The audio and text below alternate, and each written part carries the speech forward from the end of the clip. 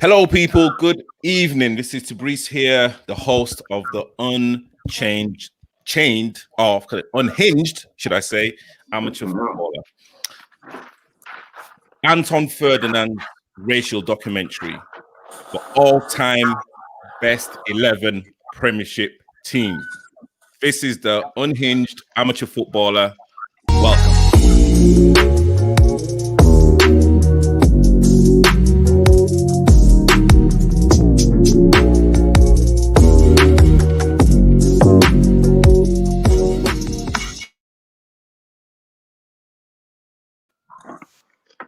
Welcome to the Unhinged Amateur Footballer, and let's go through the panelists. And again, thank you everyone that's been tuning in.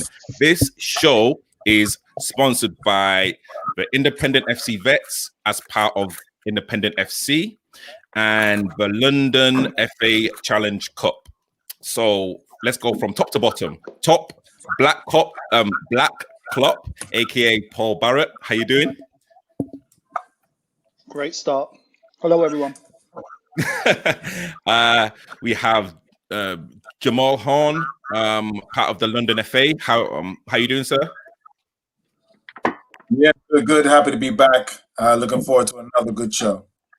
And then we have Ray at the bottom, manager of Independent FC Vets. How you doing? Well, thank you. Happy to be back. And we have centre back of Independent Vets and also a qualified referee, Nana. How you doing, sir? I'm great. I quite about everyone. Thank you, everyone that's joined in already. We have 4 people who are in this, who are on this live already. Please go to the link that I've sent out and get your opinions in. But you know what? Let's go straight into it. The Rio Ferdinand documentary reaction. I'll start with Ray. Ray, could you kind of give me your 1 minute overall opinion about the documentary? I thought it had its moments. I must admit I was quite disappointed with it to a point. I felt a lot. One thing it did do, it confirmed a lot of what I felt at the time. Where he on the things like he wished he had spoken out. His brother Rio said that he wished he'd spoken out on it. And then the impact, the subsequent investigation, how they handled. I thought it was a good insight in that regard. But for me, it just highlighted the fact that time, and I still am disappointed in the length of time it took. Well, not even took. The fact that they did speak out about it at the time. This silence, for me, I thought it was wrong at the time. And seeing him now come out and say, "Oh, he wished he had spoken out," it made me slightly. But yeah, I thought it was a decent documentary, a decent watch, and yeah, it just confirmed a lot of things I already felt. Okay, Jamal, same question to you. Yeah, I mean, commenting on these sort of things is always quite difficult because I'm quite outspoken about it, and I could be known to not hold back, but I have to be honest, overall, I kind of found it a little underwhelming. I felt that it was a little still, it missed a lot of opportunities to be very gripping rather than just gripping at times. I thought it was a little vanilla. At the same time, I like the way it portrayed Anton's journey through the whole situation. I like how they did the exact timeline from when it was said to him to when he went back into the change room to when he got back to his phone. And I like how they went through different steps on that. I like how Anton discussed the effect that it had on him, the psychological, the emotional effect, and then the effect it had on his family. I think the way they did it, I would have liked it to have been a little different. I would have liked it to have been a little spicier. I would have liked it to really capture how damning something like that can be. But I do at least respect the way that it followed his journey and then helped to increase the awareness of racism and discrimination. Okay, Paul?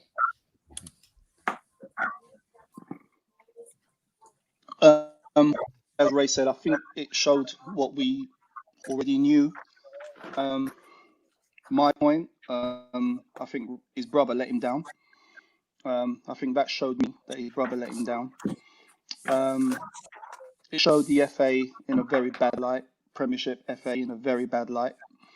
But we've come used to that as people of colour, so that's nothing new.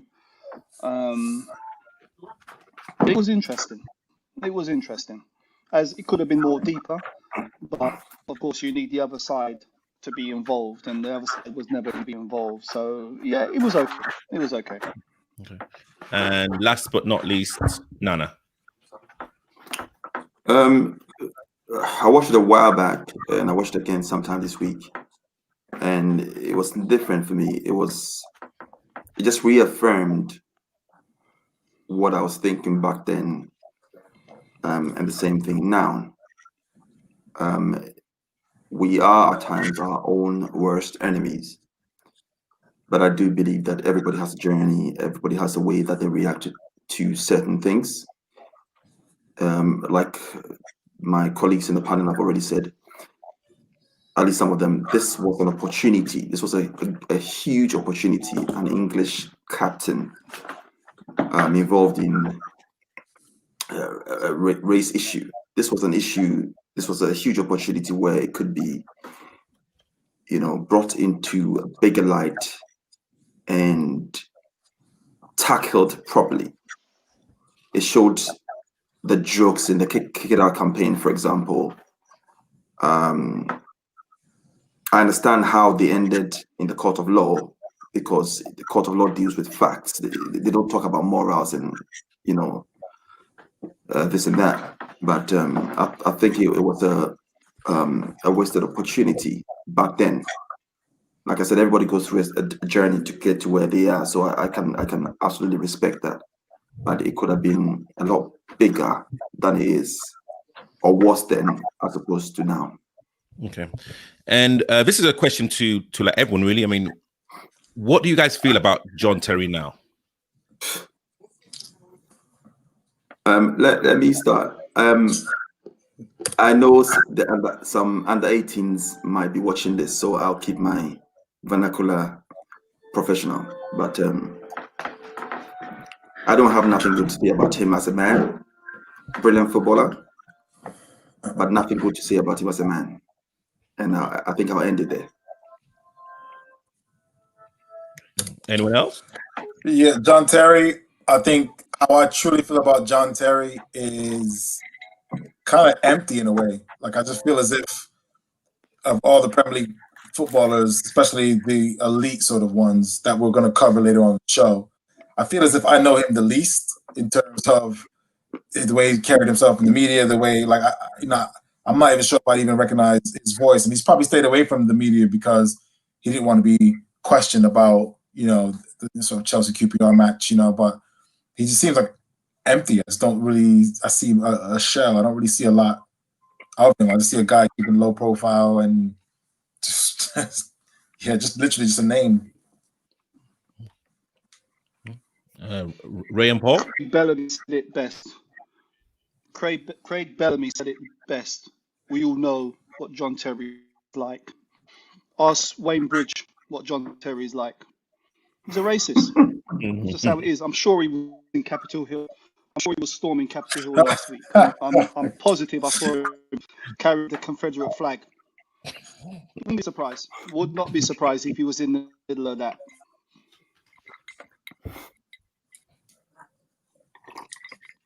Ray? Sorry. Yeah, me. That's all I got to say. I don't think much of him, really. I mean, yeah, to me, I'm always torn with things like that. I mean, as a man, we've seen he's questionable, but yeah, I try not to think much of him, really. Yeah, that's pretty much it. He said something. I don't think he's the only racist person in football at the moment, and he was just dumb enough to shout it out and let everyone hear it. But I mean, just to kind of throw a spanner in the works, and Anton actually did say Terry is damned if he, damned if he does, and damned if he don't. If he can, if he can wears the Black Lives Matter shirt, if he goes down on one knee, he's kind of always going to be tarnished with that brush. I mean, he can't. He can't. The thing is, I've got all respect for a racist that is out and proud that they're racist. I've got far more respect for them. I don't like them, but if that's your views, stand by them and let the world know. That's how you feel. I can far more look you in the eye and say, at least I can respect you as a man because you're big enough to say it. John Terry can't, for me now, on a Black Lives Matter t-shirt, what he did. Yeah, but John Terry could never, because if you wanted to say, okay, because it doesn't matter what it is, if you're doing anything that isn't accepted socially by the masses, and you're saying, okay, you know what, I'm not gonna like if you do that, but I can respect if you own it. What is John Terry supposed to do that? He gonna come out, yep, I don't like black people, I'm racist, and he has Flora Maluda there, Didier Drogba there, Claude Makelele there in the changing room every week. He can't do that, and it depends what kind of racist he is as well. He might actually like Flora or Didier or Claude, but he likes those specific black people. But black people as the race make him feel uncomfortable or whatnot. So, being realistic, when was he ever in a position to really keep it real? He's not. I agree. He wouldn't be. No one in the media is in a position to really be 100% honest. But what he can't do for me now is backtrack and now say, take, like you see him taking a knee. I mean, to me, it's not damned if he does. Just don't do it. Just don't involve yourself. Hold on, but you see career criminals change their ways. Not all, majority don't, but I don't know what the facts are. But you see career criminals change their ways. I'm wondering if, like the Anton situation, because let's be honest, he overall he kind of got away with it. Okay, he paid sort of price for it, but he kind of got away with it. And some people, when they get away with it, it makes them want to do it again. Some people, when they get away with something, they're like, "Whoa, that was my warning." I'm gonna move on. And you know what? Why do I feel uncomfortable with black people or people who aren't English? Has Didier ever done anything bad to me? Has Claude ever done anything bad to me?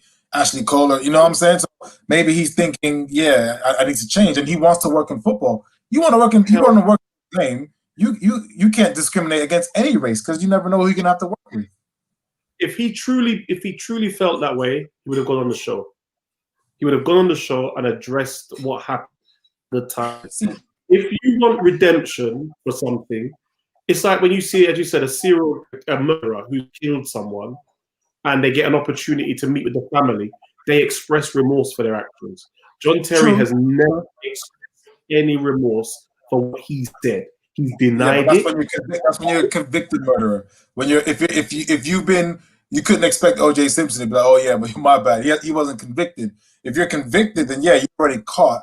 Whereas John wasn't clearly convicted. He was caught. They found him guilty. He was guilty. He was caught. The FA found him guilty, and at the end of the day, the fact that he's always denied it shows that he's not remorseful for it. He believes that he didn't. He didn't say it, and you can't redeem yourself if you refuse to accept you did it. So to me, he's in the exact same place as he was when he shouted it out. Who he shouted out? I mean, I would challenge anyone in this panel to say that they've never shouted out something that they know to be wrong, but they wanted to get a reaction from someone. I'm not speaking for you, but I know I've done it. But I'm going to own that comment. I'm on it. If I want you, I want to get on and I say something. Every Saturday. Yeah. Every Saturday. Every Saturday. Okay. What's Saturday. All jokes aside, because every Saturday, I vaguely remember the whole incident when it happened, and to me, it just doesn't make sense. When when you're football fans like us, and you feel like the footballers and the coaches so well, but in reality, you don't. For me, the second I heard about it, I was like, but hold on, isn't JT in real tight? Why would he say that to his little brother? And then go back and play at the heart of the defense with his big brother the next international break. I just don't. It didn't make a lot of sense to me. See, I'd heard enough about John They Terry. get some of them get too familiar, and Mm. they let the guard slip sometimes. That's what it is. They get too familiar. They let the guard slip.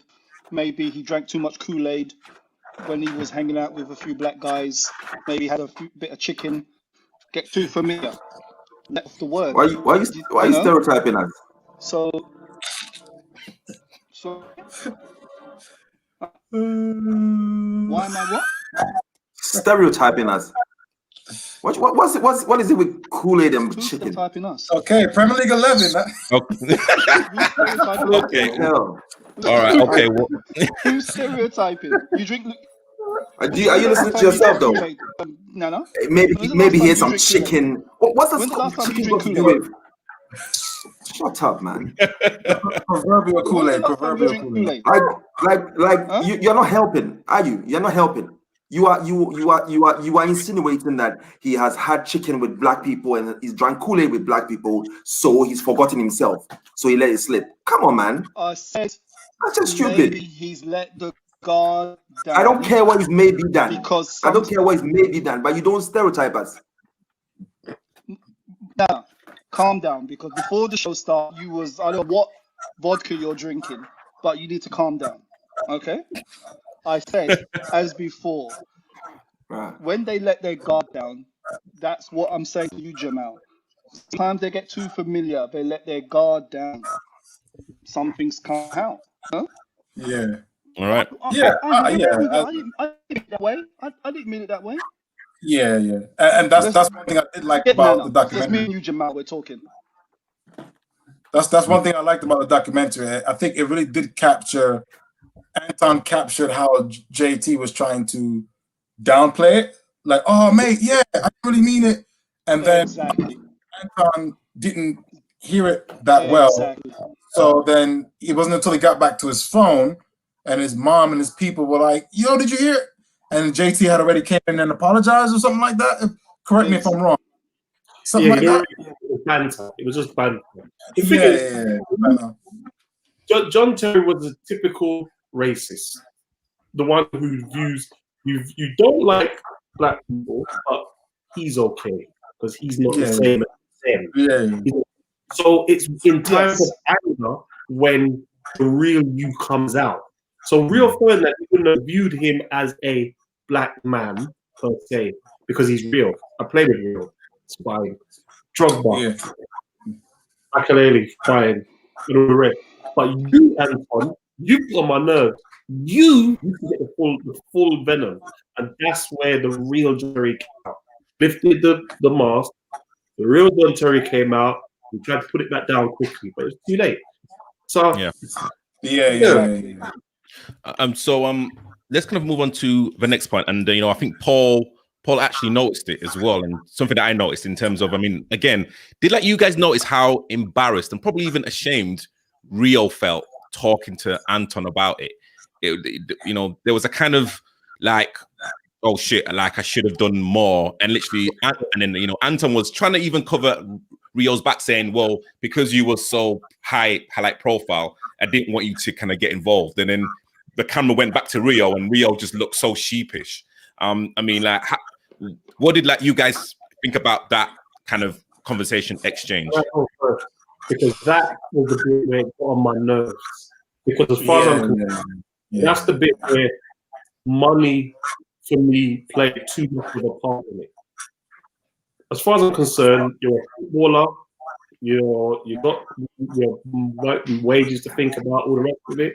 But first and foremost, your younger brother has been abused by someone. I would have been calling reporters outside my house immediately because I need to say something. Thank you. John Terry knows exactly where I stand within seconds of what had happened. Rio Ferdinand had a responsibility to back his brother all the way and go out there and speak from the heart. Say what you need to say, get it off your chest. And this whole, we can't speak, we're going to take the higher ground, we're going to, sorry, it doesn't work for me. I mean, Ray, I'll tell you what, you're much of a better man than I am in terms of the way you would have handled that. because with the camera, I mean, any fool could read the lips of John Terry when he said what he said. And happening to my family, my brother, bro, you're in some deep doo-doo. Okay, I mean, listen. I mean, I felt Rio felt that it was so of like it was like an inconvenience for him. Like Rio, one of the best defenders in the world, definitely one of England's best, playing for one of the biggest clubs in the world. Everything is pretty comfortable. Then this happens, and now everyone's like, oh, so how are you gonna handle this, Rio? And Rio's kind of like, but that's my brother. He can handle it himself. He doesn't need. What does he need me for? Because I would always like someone like Nana to say, oh, he has my back. But in reality, a lot of us live our lives to where you never have to take my back. I know you have my back, but it's almost like, I wonder if Rio took that stance towards it. Like, no, that's Anton. Anton can do it. He don't need me to defend him. Whereas in reality, Jamal, I don't. I'm sorry to interrupt. I don't see it as Anton needed defending. I felt it as anyone who can identify with Anton, which is all of us. We were the ones that needed defending, and that's why we needed someone with the biggest voice possible, with the greatest respect to Anton, who I've actually played with before. We needed Rio because he had an even bigger voice than him, and we needed Rio to come and say, John Terry, I don't know why John Terry say that. John Terry needs to come to me and apologize. If not, we're going to have an issue. But then there was the England team. Would that make things awkward? Would that split the changing room? Will that highlight other racists who are in the changing room? I felt Rio had a lot supporting what he did. Well, wait, sorry, look this. Sorry, step in. To Bruce, I'm seeing messages that people can't get into the Really? Yeah, Okay. people can't apparently. So just double check your settings. Sorry, Jamal. Keep going. Yeah.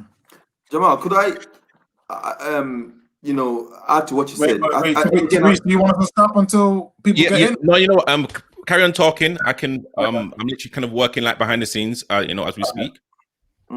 Jamal, I just wanted to add to what you were saying. Yeah. Listen, as a man and as a black man, and what we've gone through, what our people have gone through for over 400 years, your money, your status, it means nothing when it comes to these race wars. We all have to do our bit in standing firm. I don't care what you have to lose, but people have died to give you your rights and liberties that you have right now, in terms of Anton and Rio and all black people. JFK, Malcolm X, all of them, they've died believing in something, believing in what is right, believing in equality. So you are privileged as a footballer to be where you are and enjoy what you have. So when it comes to your turn, a lot of black people. I know. I'm not saying it. I agree with you. I'm just saying a lot of black people don't see it that way. But I'm saying that as a true man, you have to stand for something. And when it comes to this race issue, you have to put everything aside and fight for what is right, because it's not about you. It's a huge picture. It's a bigger picture than just you. So when that opportunity presents itself, you have to take full advantage of it and not say, oh, this is the last thing I'm saying about this issue. I'll let the FA investigate. You had the opportunity to say, no, this is not what you said. You said this to my face. This is what I heard.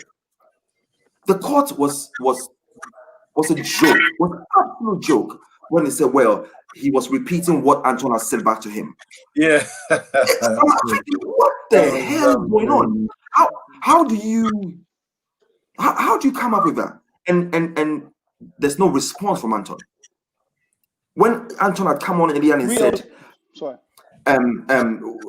Well, this is what I heard. This is what he said to me in my face. So if someone said this is what I was responding, no, that's not what you said. You said this to my face. And the whole comments, and listen, if somebody's saying to you, oh, you're trying to tell me that I called you and da. When you see the video clip, that's not somebody repeating something. Yeah. It's a joke. So and come up with that verdict, I was fuming. I'm thinking we are our own worst enemies in terms of handling the situation. But the thing is, the court come up with that verdict. Rio let himself. Sorry, go on. Sorry, Paul. It's based on evidence, so the court was always going to be different to the FA hearing. But for me, it's part of what he said that I agree with. I think they've even gone too far back. To me, it's cut and dried. It's very simple. That's my brother. When football is all and done, you're still going to be my brother. So as far as I'm concerned, you attack my brother, you attack me. I'm standing shoulder to shoulder with you, and it's not. I don't care what you call him. I'm all in. Real talk. You come at my brother with whatever you come with. You know I'm going to be next. If I can't get in front of him, I'm going to be next. And Ferdinand had the duty to back his brother up there and use his bigger standing and say what John Terry said. He can come up with whatever way he wants to twist it. It's wrong. It's racist. And I, for one, want nothing more to do with the fella. We saw him do that, but come out and say it. Don't just score him his hand before the Premier League game and all that nonsense. Tell the man. Hey, listen. I'm not here to make excuses. I'm just here trying to, if anything, psychoanalyze what Rio was. If you are Rio Ferdinand and you're thinking, I want to chase Bobby Moore, I'm trying to be the best center half for England ever, you know? I wonder if he was just thinking, I don't want to speak out here because I might not get selected for the England team. Because remember, if a lot of people believe that there is systematic oppression, and it's a big if you believe systematic oppression, then I wonder if he was thinking, I got to be careful how I speak out here. Remember, I'm not saying what I would do, but I'm kind of like Nana. I'd be willing to risk it all. But some people aren't like that. Some people, I wonder if he was just thinking that. Am I going to get again if I speak up? Let me tell you what. One of the best athletes in the world. Rio was a big star then. Yeah, right? thank you. Rio was a big star. He had a bigger voice than Anton. He let his brother down. Forget the was Rio bigger than John though at the time? That's the question. For me, yes. Rio bigger than John. Whatever. That doesn't come into it. He's still a bigger name than his brother. Still a bigger voice than his brother. He should have stood side by side with his brother. Simple. Now let's go forward to the incident with Suarez and Evra. When the return game was, did you see how Rio's action was? Didn't want to shake Suarez's hand. So he's backing Evra by not shaking their hands, but you don't want to stand side by side with your brother and hypocritical, isn't it? What you scared of? Well, no, I doubt John Terry's You're picking and choosing what you want to stand up for. Move, man, move. I don't want man like that in the trenches with me. I don't want man like that. One of the best athletes in the world, who again, I don't like as a man, even though he showed inspiration to the whole world in terms of working hard and all. Michael Jordan. He had the biggest voice at the time for the whole world, not only in America. You know what, Nana? You know what? Sorry, Nana. I want to just hold you right there. Sorry again for the technical. Drag him back in. Sorry again for the technical difficulties. That was at my end, but now everything seems to be working. Let's kind of go on to the next point. And myself, Barry, and Ray literally kind of had a chance to actually speak to Kick It Out, and let's be honest, Anton didn't really give Kick It Out any kind of glowing praises. I mean, what do you guys think about Kick It Out as an organization? I think their heart's in the right place. I think they're trying to do what they can do. My impression of them changed after the conversation that we had with them. I think they genuinely want to help, but I think it's like going into a fight with Mike Tyson with your hands tied at your waist. The people who you are actually fighting are the people who are funding you. And as much as they say we can still say what we want, folks, do you say what you want against the hand that feeds you? There's always that in the back of your mind. There's only so far I can go. Can I go all out militant and say everybody burn the t-shirts in October when they give it to us to wear because there's got nothing happening? John Terry's always got through as far as I'm concerned. We're all done, down tools. Can you do that? No. So I think kick it out. For me, kick it out to be any way effective. They need to be a completely independent organization. And I personally think the black players at the top who are earning thousands a week, that's where they should put some of their money in. Put some of your money into them. Create a union and let them now be the voice, because now they're answerable to us. They're answerable to us now. What are you doing? When it happens, in front of center. Because now we're paying for you, not the FA. So, yeah, that's my thoughts on that. It's like a farmer who grows tomatoes being asked to lead a corporation of say a stock exchange corporation. It's just stupid. It's a joke. Like I can't even find it like the perfect examples to give. If somebody's paying you, that's a crazy example, though, man. It's extreme, isn't it? It's extreme. I got it though. I got it though. Yeah. It's extreme. Yeah. What the hell do you have to know about stock exchange? You see what I'm saying? If you pay me to do something, if you're paying me to do something, you put money in my pocket, you feed my families. So anything I do or say, I am conscious of the fact that if I cross the line, I might lose my job, and my family will go hungry. It's as simple as that. That was my point about Rio. That was my point about Rio. I just wonder if Rio was thinking, "Oh, can I support my brother without biting the hand that feeds me?" You know. I just wonder if that was across the line. Oh, come on, Jamal. Come on, Jamal. No, that's a no. Jamal. That's a poor because listen, it is Jamal. Because Rio. Listen. No, Rio is the talent. You don't think somebody would have picked him up? Let's say for instance, Man United said, you know what you're doing is out of order. We're gonna release you. You don't think Rio's gonna get 10 phone calls in the next day? Yeah, but he's hold a talent. on. No, I hear what you're saying. Doesn't matter what if you're a very good talent. Doesn't matter what you do, you will get picked up. I'm talking about for England mostly, not so much for Man United. England.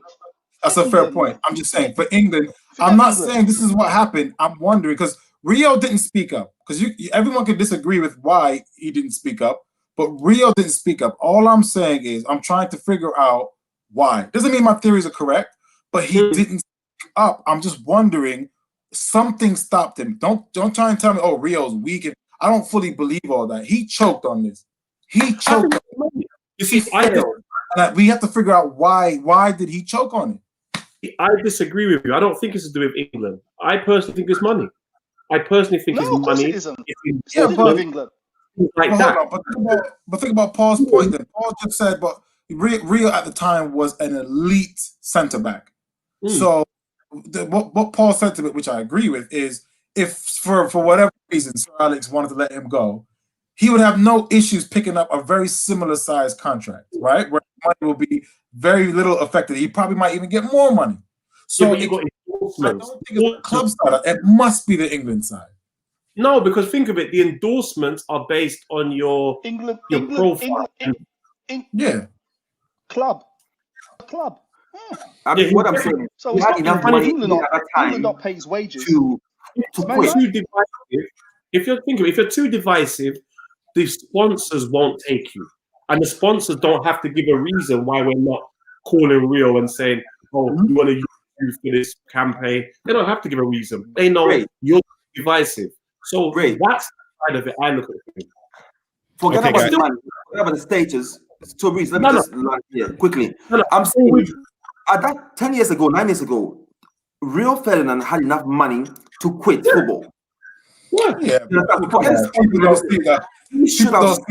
Man, and supported his flipping brother. End of course. I'm not giving him an excuse because you can take away all that tomorrow. As far as I'm concerned, like in bringing it back down to my scale, my job, if somebody insulted my brother in my place of work, I don't work there anymore. It's a straight fight. It's that simple. So I might think after, oh my gosh, am I going to pay my mortgage this month? But you know what? I'm still proud. At the end of the day, I can look my brother in his eye and say, you know what? I went to war with my brother. That's fine. I'll find a way. That's the man. Okay. That's the angle.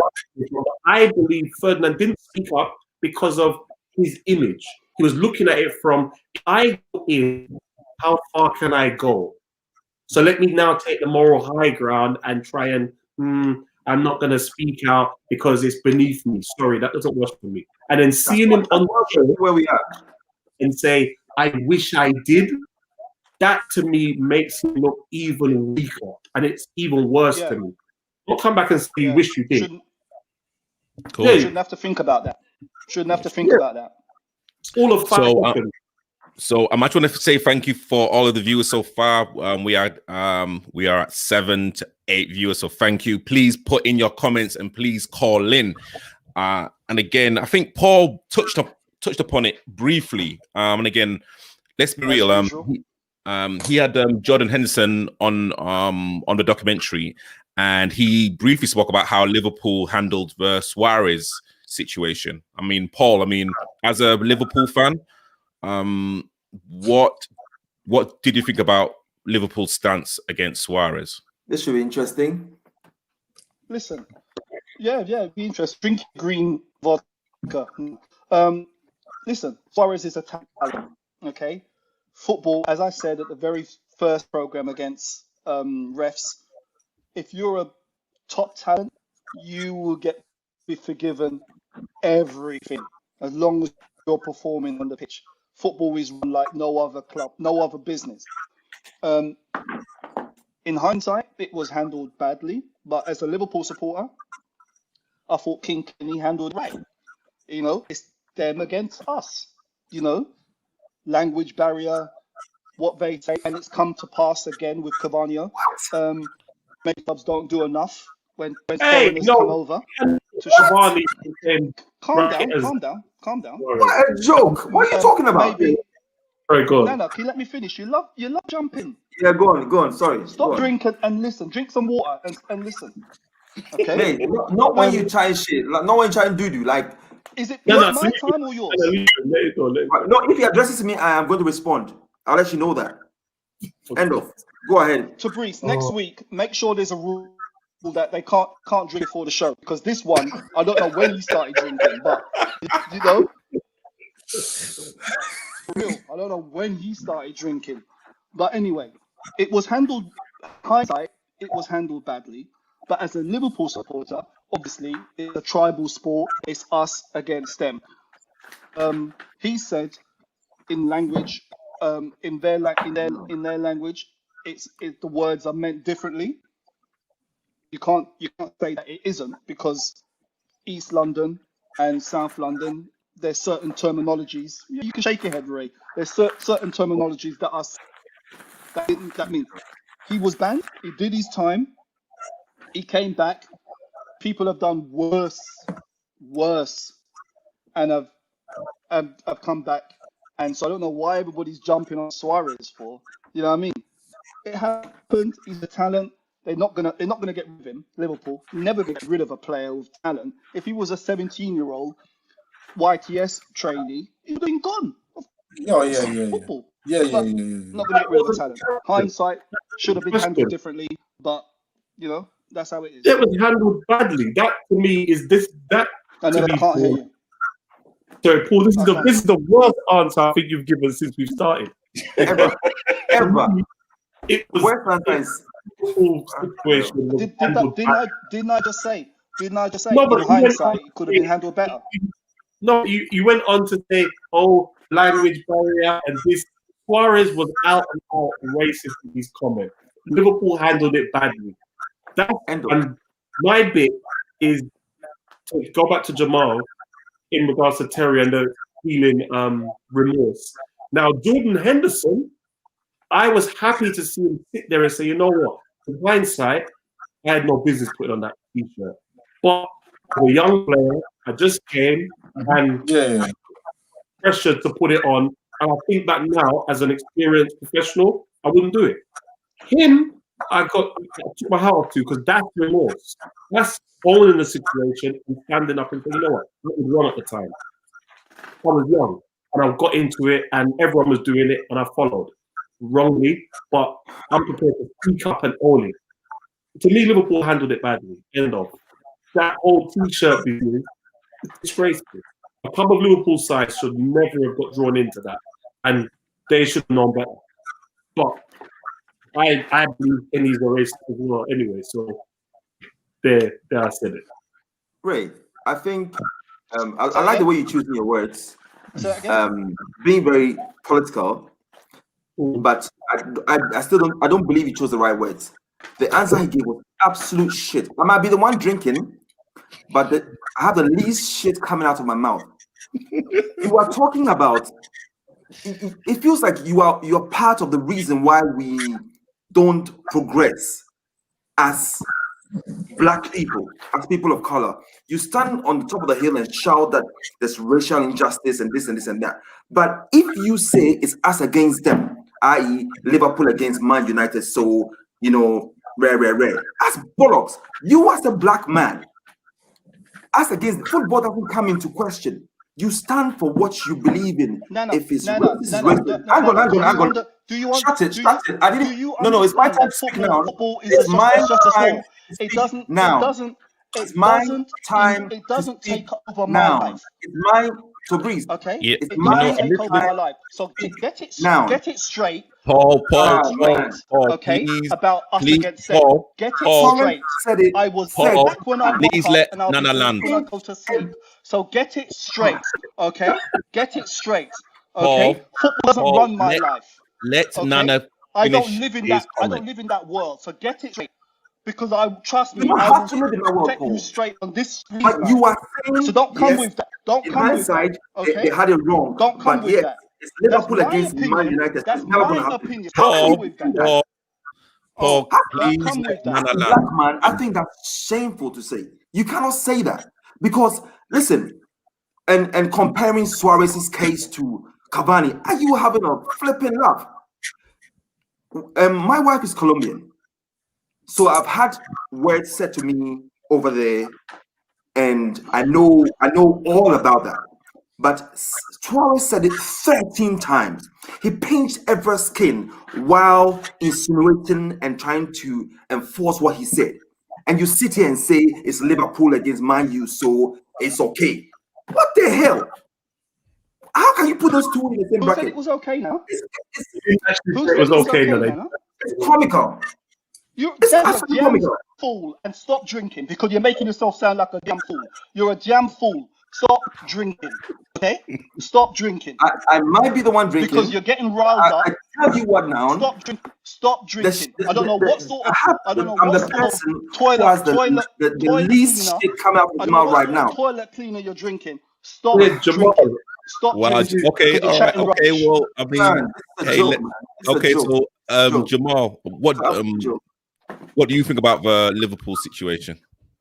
Well, I think it's good to see people, not to say that what's happening to Paul and Nana. I think it's good for people to see what these kind of things do, because Paul and Nana, I don't care what anyone says, these two men are basically in love, but the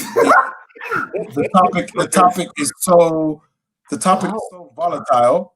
It turns two nice angry men. People need to realize the true effect it has. It turns somebody who drinks. That's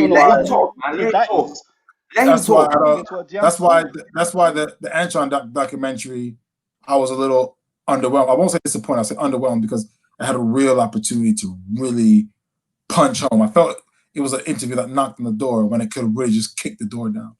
And Suarez, once again, I'm from that side of the world, so I would have grew up with a lot of Central and South Americans, and with that sort of culture, it's different. It's different. The racism is different. It's a different culture, and it's a different level of competitiveness as well. when someone like Suarez is playing against someone that he's struggling to break down, they start looking for any angle to gain an advantage over their opponent. And the best way to do that for a lot of opponents is to get them upset, get them riled up. And Suarez crossed the line by trying to get his opponent riled up and use a term that is definitely unacceptable, even on that side of the world. So that's how I saw that situation. And Jordan Henderson, obviously, he's in a much more accomplished stage of his career, so he can come back out now and say, I wouldn't have put on the T-shirt. And to be clear, the T-shirts what does the T-shirt have on it? Like Justice for Suarez or something? No, like Suarez in place, and it was like all we supporting Suarez. Supporting Suarez, yeah. So and remember, if someone's being accused of something before it's confirmed whether they did it or not, it's good to support your brethren or your co-worker or your teammate. But you kind of got to do it at the right time. You can't do it before and then you find this video of the person actually doing it. Now it seems as if you're supporting the fact that they did that, you know? So it's great for Jordan to say, hey, I'm a young man. You know, I'm trying to have a long-term career. That wasn't guaranteed at that stage. Everyone was wearing the shirt, so I'll put one on too, you know? So that's how I saw that situation. So Jamal, hold on, wait, Paul. Hold on, Paul. This is very important. Paul, this is very important. So just to kind of let you know, in terms of the kind of technical issues that's kind of going on now, on my phone, people, I can see everyone's messages, but actually on the kind of live feed that I can see there are no messages. So again, apologies. I've just looked down. We have tons of messages. Tons. Literally, apologies. So Hepburn Security has literally said kick out is funded by like people who are being investigating, and it's 100% nonsense. Someone has said Nana for president. Don. Who else as well? Kyle has said Wayne Bridge was the top left back when the John Terry incident happened, and he kind of morally left Chelsea and England whilst Terry was there. So kind of literally, why couldn't Rio do the same for his blood, which is true. Exactly. Guys, you know, I've got crazy amounts of messages, so literally I can't read them all. Apologies. I'm literally going to read them from my phone while the conversation goes on. Just again, let's kind of touch upon everyone's experience about, you know, regarding racism. Has kind of literally anyone been racially abused on the football pitch? Of course. Well, yes and no. As a child, I've been like in a football tournament where they were around the pitch making monkey noises and like trying to put us off that way. And yeah, at the time I was 2 years. I understood what was going on, but I was ignorant enough to not allow them to get to me in that way. And luckily at the time we had a manager who was strong enough to say to us, look, keep your heads, don't let these people win. And what we do from here, we win the tournament and then we make our stand. And yeah, it was, I won't go into the whole little bit. Actually, it's happened twice.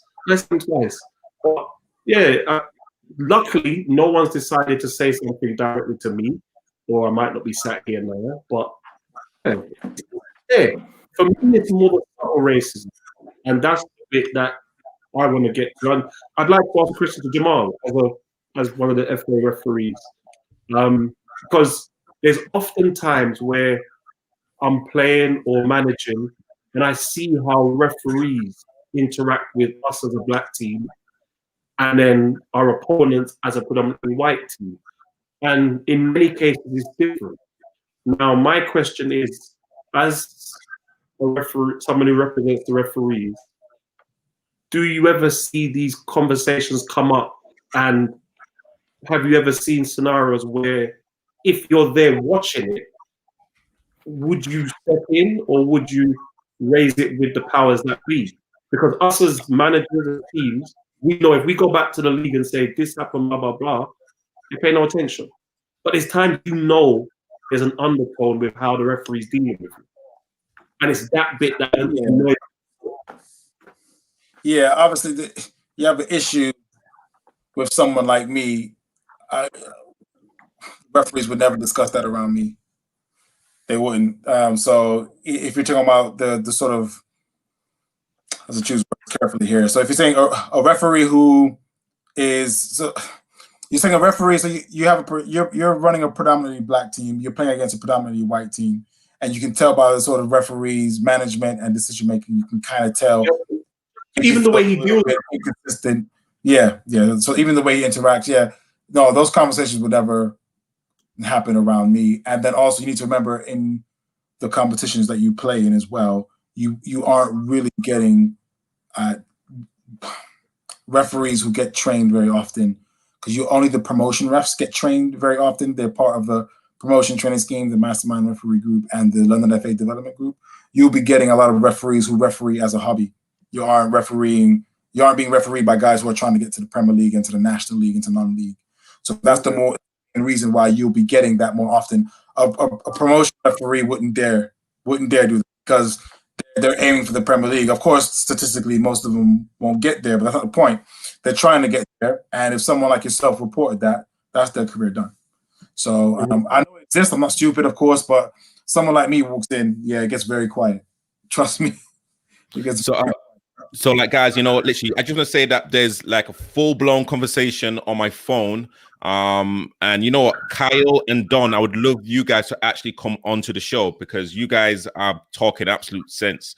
Kyle has said, finds me nothing when it kind of goes into a corrupted system. And literally Don has just kind of literally just put in so that many messages. I can't read them all. So again, apologies. In terms of at my end, I can't see the messages on actually on the feed, but I can see them on on the phone. So guys, please call in to actually get your point heard.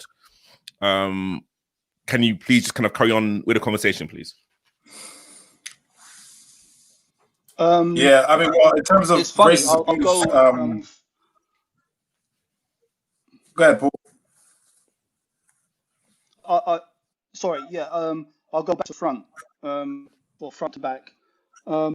Now, co-managing with Ray, I find it funny because we are a black side, a very good black side. You have this sort of image of black teams that they're very easy to rile up and they don't fancy it and stuff like that. But these new black teams now are a different type of animal, where before the white team would, tackles, they don't, it's cold today, it's raining, they don't fancy it, that doesn't really work nowadays. And what I find with us in Vets football is that it's sort of like a reverse role now, maybe because the black sides are very quick-witted. I'm not saying the white teams aren't, but I'm talking about our team, me and Ray's, very quick-witted. It might be started, but it's very quick closed down and then continued from us to them until like it's hammered. Like I always say to the players, there's two games. There's the game on the pitch and there's the game on the sidelines. And me and Ray and the subs, we always try and win our game on the sidelines. It's for you guys now to win the game on the pitch and get the points. I hope people come up against. I'm not going to name the team. We have come up against a team that did say something slightly racist. I don't know if he totally understood what he was saying, but we've used that to our advantage because they've never beaten us. We've used that as, we don't even have to do a team talk. When we play this team, we just remind them what happened all those seasons ago, and it raises our players. So it works in our benefit. Me personally, I've suffered it. I suppose now I'm getting my own back because the banter is really, especially the banter is really strong, and some things we do say that is over the mark, but you know what? They're big boys, so you know they can take it. So and after the game, we shake hands, we have a drink in the bar. It's all done and dusted. It's all about getting a slight edge. That's all I'm under. Just getting a slight edge. If I can put a left back off by a certain word or a terminology, I will do it to get advantage for my team. That's it. Anyone else? Sharing opinions and views in terms of, well, if you had any racist interactions. I've had loads. Three stand out in my mind. I was playing for West Side Football Club. I think they're semi-pro now. And someone said, because I was putting tackles on them, they said, go back home, go back to wherever you're from. And I wasn't a referee then. This may have been like 2008, 2009. Go back home to where you're from. And I told the referee that. And he came and said, oh, I mean, like, go back to, I told the referee that I think that's a racist comment, because he doesn't know where I'm from. And why does where I'm from have what does it have to do with football? You know, anyways, this is a football field. And then he said to the referee, "Oh, I mean, go back to Peckham, or right? Even going back to Peckham, what are you trying to insinuate?" Yeah, why not Furley? Exactly. Why not Chelsea? Why not Leeds? Why not Peckham? Anyway, that's another one. I was refereeing in Crystal Palace. 6-a-side, 5-a-side league, and someone was being very loud, very disruptive. So I warned him that I was going to send him to the sin bin if he didn't, and then he continued. So I said him to the sin bin. Before he left, he said, "F off, you effing black C word." Now, I was in a state of shock. And I remember vividly, I grabbed his shirt. To today, I don't know how I didn't punch him. And before, it took about 2-3 minutes before I realized, you know, both sides are coming to us to separate us. And I managed to continue my work and finish, you know, it was from 8 to 10 o'clock. I finished 10 o'clock. And I remember clearly that he was banned from the league. But that day, when I finished and I was going out of the Crystal Palace National Sports ground, I saw him behind a tree. I think he saw me coming out of Palace grounds, and then he was hiding. I saw him behind a tree. I pretended I didn't see him, but as soon as I got to the tree, I sped to the tree, and then he saw me, and then he ran off. Again, I don't know what would happen if I got my hands on him. Now, the last one was in Bristol. I was just going to work, and suit and tie, everything. And then this guy, I don't know this guy from anywhere. He's driving. He just stopped right next to me and says, "Go back to Jamaica, you effing black." Again, C word. I didn't know this guy from anywhere. And I just laughed. But over the years, it seemed like there's a lot of racists amongst us, but they are hypocrites. They hide behind computers. They hide behind everything else.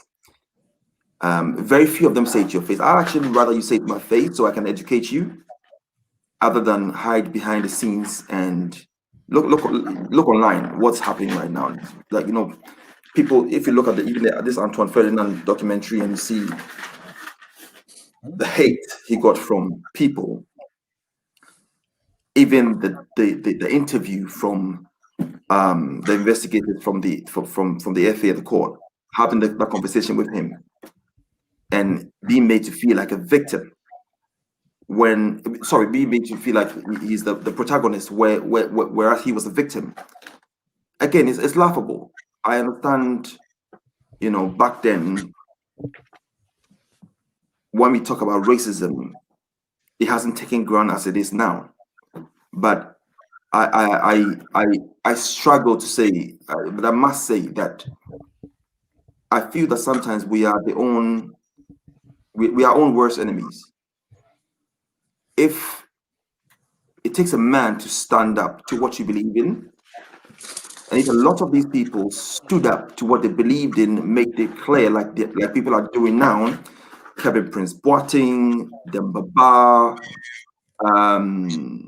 Eto'o, is it Loku from the championship? There's so many people standing up right now, voicing their opinion, when something happens, letting it be known. That's the only way we can go forward in terms of educating people. And as they said, in the institutions who govern, who look over all of us into football, in every aspect of it, it should also be people who understand. If you're saying kick it out, it should be black people kicking it out. If you say anything in terms of racism, it should be a black person leading that campaign. Because if you put a white person there, he would never be in the shoes of a black man to know how it feels to be racially abused. So there's no point putting somebody there. If you put these people in the right places and put severe punishment on these perpetrators, then it gathers momentum. It's worldwide. It gathers more audience. People see what's going on and they can actually act on it. I've had so many in my life, but the thing is that we keep using the wrong word, educating, and I hate that word, educating, because for me, if you can only educate someone who wants to learn. Okay. Before you go on, education is only about like doing the classroom. No. Only a man or woman in a different way. No, but so which word would you use then? Because I assume you obviously you like the word education, but you don't like it for this sort of context. So yeah, this context, it's not about education. At the end of the day, I heard when John Barnes had a lot to say on the subject, but John Barnes said it right. At the end of the day, this isn't a football problem. This is a society issue. Yeah. No, society. What we're trying to get into football is it being policed in the correct way. So when you catch someone who's showing their true colors, you deal with them accordingly. And this whole, like when you look at when England played in, was it England? Played in Spain, and you could hear the monkey noises on the telly, and then you hear the Spanish FA gets fined £25,000. That's a pittance. That's not a deterrent. That's just we've got to do something, so let's do it. Tick the box. They probably gave the money back to them. I mean, I'm sorry, that in itself tells you the people dealing with it don't see it as an important issue. They don't see it as some, like, and the thing what gets me, and it's slightly off topic, what gets me is when you see different things happen and they're treated, it's like there's a pecking order, and racism doesn't come high at that pecking order. For years, we've been talking about, should players walk off the pitch? Should players do this? Should players, they'd have to lose the points. There's always a consequence. But when in the MLS, the guy said the homophobic statement, Landon Donovan said everybody off. Everyone was, yeah, well done. Round of applause, let's all back him. Why is that same behavior not treated when there's a racist statement? Why is it always you hear someone coming in and saying, but if the players walk off, but why is there a but? There was no but when Landon Donovan took them off. Fair enough, he did it. I'm not going to say he shouldn't or he should. But when it comes to racism, there's always a but. So that's all I mean. The PSG game. I mean, the PSG. I mean, that's not. PSG was the first one. Yeah, but that was the first. And the only reason for me that happened, you had superstars like Neymar and Mbappe involved, Yeah, we yeah. are going.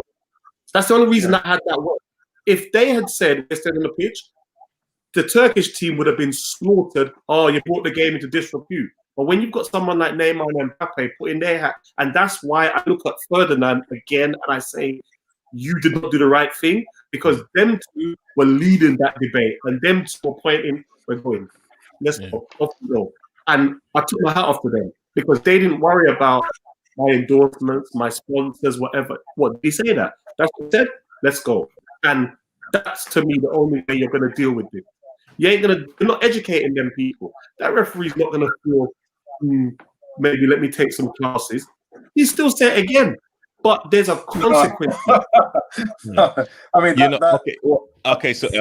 So like, sorry, guys out there. I'm literally just one more point. One more point, Bruce. One more point. Hold on. Again, this is just some like house like keeping. So apologies if you've been seeing me going in and out. I'm literally just trying to speak to someone live to kind of try and get the comments up. Again, I want to give a big shout out to Kyle, to like Don, to like Mark, Heckburn Security, Lauren TV. You guys are literally having a proper conversation, and I can't even share it. So literally, apologies. To Bruce. Well, I've literally put out the link, and literally no one at this present moment wants to come in. But again, you know what? It's just one of those things where people want to come in, but literally they just don't want to come in. So it's a tough topic to speak. Yeah, it is. So you know what? I just want to kind of round this up before we go on to the next topic. And again, it's just probably just a minute in terms of what I got from the documentary. More so is Anton doesn't really hate John Terry. It's probably more answers, and I think football for Anton at the time was a welcome distraction, but now he's out of football. It's literally eating him up, because you could see his emotions when, he was talking to Rio before he went to the West Ham Youth Academy, and how he kind of talks about it. It's it's really something that probably on a daily basis, there's just so much weight on his shoulders that he just had to kind of talk about it, even for his own sanity, more than anything else. I'm not gonna say I feel sorry for him, but I can definitely sympathize, sympathize, and literally imagine him being in the spotlight, and again being Rio's brother, and probably not getting the support that he wanted from either his dad and also his brother, and also from his mum, God rest her soul. You can tell that this is he was really struggling with his emotions. So literally that's what I got from the documentary. So let's go on to the next topic, a little bit lighter. All-time Prem best 11. So guys, but like people who are who've been talking, please now come in if you want to talk about your best Prem 11. So this is a 4-3-3 formation, and the panelists will have 1 minute to literally tell you guys out there why their players should be in that position. Just 1 minute, and then from there we will discuss. And then if no one can actually come up with the person, then I will have the deciding vote. So let's start with Paul. Paul, who is your goalkeeper and why? Peter Michael, Colossus, 1-to-1, destroyed many top strikers. Distribution, commanding his front four. Unbelievable. Peter Michael for me. Peter Michael. Jamal? Yeah, no arguments for me. He was the best goalkeeper on the best Premier League team, best big Premier League club of all time. And yeah, Peter Schmeichel for me. Cool.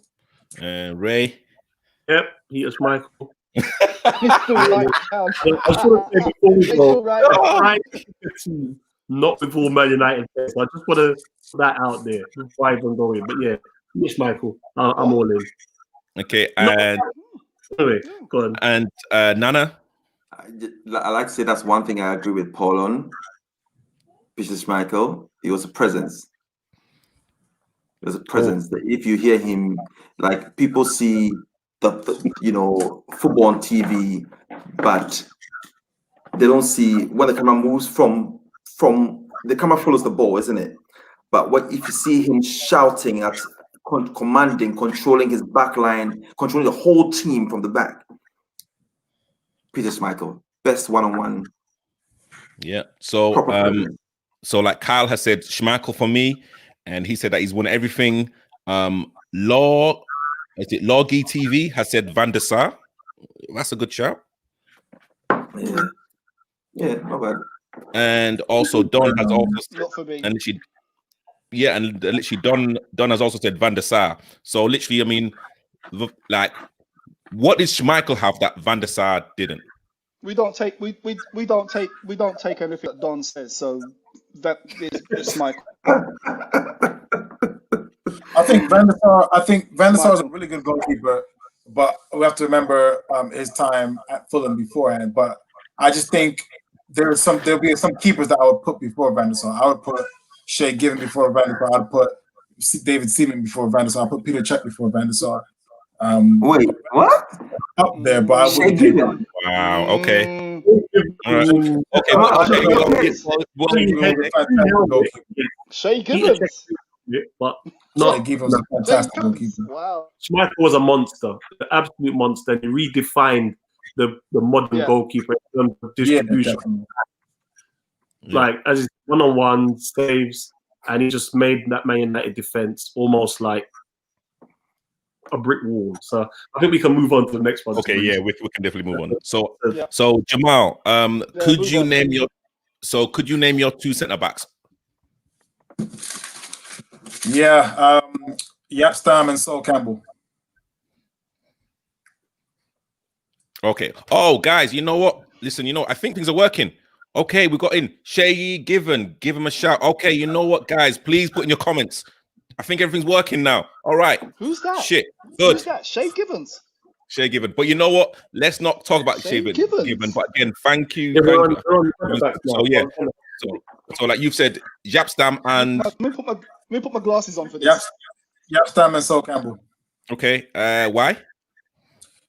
In terms of centre backs, those are the two best individual centre backs that I've ever seen.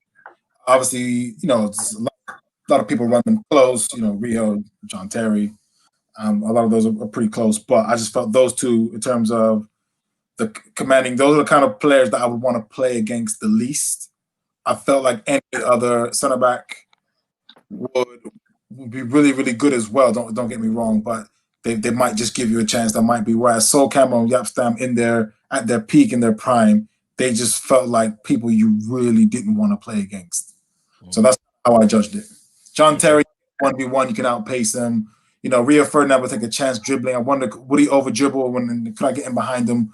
Whereas Yapstam is just a broken metatarsal. He's the kind of guy that your foot's going to be sore after a tackle with him. Sol Campbell just looked like he can outstrength you at any time.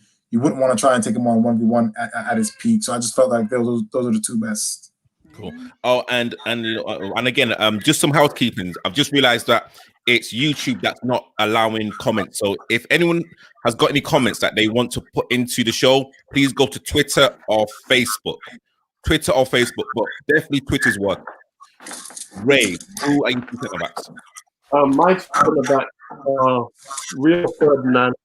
I think I chose him over Yapstam because of the longevity of Rio Ferdinand. I get Yapstam wasn't altogether his fault, it was long, but Ferdinand, over the period of time that he performed, he to me got a slight nod. Yapstam was obviously took him off. The other one I go in with is, and I wanted to throw a spanner in the works here, Ledley King. For me, Ledley King, when you consider the man, when you consider the man couldn't train, but 1v1, a nightmare centre back, never looked out of place at the highest level, performed Ray. pace. I'm with Ledley King and Rio Ferdinand. Okay. That's Okay. Leslie King. And Nana? Yeah, I struggle with this one. But I'll go. I went. And you're a centre back. Yeah. Because I had Jackson, I had Sol Campbell, actually. I had John Terry, and then I had Virgil van Dijk. I settled for John Terry. Yeah. Those were the five. Rio Ferdinand was in the mix as well. Those were the five I was going for, but I ended up with John Terry and Virgil van Dijk. Okay. For me, in terms of understanding the game, watching them on TV is one thing. Seeing them live is another thing. And what a lot of people see on TV, trust me, is just 50% of the whole situation. And as a centre back myself, I feel that it's crucial, it's pertinent that you are able to have no pace, command some sort of respect in the back line, be able to command it, arrange it, because once you can see everything in front of you. So once you can sort the whole team out, your job becomes easier. And I felt that John Terry, in the air, tackles, he loved to defend. Virgil van Dijk for me, it pained me because he's a Liverpool man. But I felt that. Well, that's the stupid to say that. Oh, shut up! I'm a United fan, so but I'm just being real. Like I think Virgil van Dijk ahead of Rio. Okay. Yeah. I think again, I'm saying I've seen Ferdinand live, I've seen Terry live. I haven't seen Virgil live, but what I've seen Virgil do is he's silky smooth. In the modern day footballer, he's silky smooth. I know. He's never. I don't believe he's ever out of place. He hardly goes on ground, which tells you that he's in the right place at the right time. How long have you given him, Nana? That's been more than I'm sorry? I'm just asking how long you're going to get. Talk about two centre-backs. Okay. All right. Okay. Well, you know what, guys? How long am I going to get in terms of explaining myself? Yeah. Did anybody interrupt you when you were speaking? Shut the hell up. No, because I was short. You're like going on. Did anybody tell you to stop when you were speaking? All right, next, please. Let's move on, man. All right, okay. Well, you know what? We've got crazy amounts of comments. So Loggy TV has said. Am I going to say mine, Fabrice? Oh, sorry, Paul. Paul. Apologies. Move on, man. Move on. Tonight? Because you're stealing time when it's not yours. So when it gets to you, sorry. Apologies. Okay, my simple one is, and I'll give you the background to the way I want my team to play as a Black Klopp. I'll tell you how I want my team to play. My team is going to play out from the back. So obviously, I've got Schmeichel, and my two centre backs are Rio and VVD. Two Rolls Royces. Never come off the pitch dirty, which I love my central defenders to come, because you don't have to go to ground. You don't have to go to ground. You know, if you read in the game, you get yourself in position, the game becomes easy to you. So he's sort of saying exactly what I said. I get. People need to understand. You have to understand where Paul's coming from. I'm going to explain my reaction. My reaction is, and maybe Paul would have gotten to that, but when a defender comes out clean, that just means he has a Keane or Makalele, or he's being well protected as well, not just reading the game. Because sometimes you're going to have to get dirty. And with my dad, he hated center backs that came off clean. So, you have to come back with the mud marks all the way up. You have to make a couple of slide challenges. But yeah. Yeah. Okay, cool. What? I've had crazy amounts of comments. So, Loggy TV has said Terry and Vidic, and Hackman Security has said Rio and Terry. Hackburn Security, yep. Hackburn Security said Stam's career in the Prem was like a microwave dinner. Wow. That's rude. I mean, I just felt, that's fair. That's fair. Don has said Tyrone Mings and Jack Stam. What? I'm not too sure. Tyrone Mings. Yeah. Have you been on the brandy? Every man is entitled to their opinion. Every single person is and like, you know what? I just want to say that he's sitting next to Nana, drinking Nana's drink. That's what he's doing. Guys, you know, and again, literally, I just want to say that there's literally a lot of love for like Paul and Nana. There's just it's just funny. Like, people are literally busting up in terms of when like you guys are arguing. It's literally there's just so many comments. So you know what? Me and Ray are missing the trick, because when Paul and I BBC show, me and Ray are losing out. Yeah, Ray, listen, Ray, you're not gonna get your own show. You're not street enough. You need to be more street like Paul and Nana, fam. You understand? Paul is full of shit today. Seriously. All right. Headphones. He got headphones in about 15 seconds. That is street. That is street. You not street like my headphones. Can we advertise on this show? Pose 700. Oh, okay. Well, listen. You know what? Let's kind of go to the comments. So, Calder Arms FC is honorable mention to Wes Morgan and Robert Hoof. Well, I mean, you know, seriously. Oh, well, I think Nana's been sharing out that liquid. He's been sharing out that blue drink.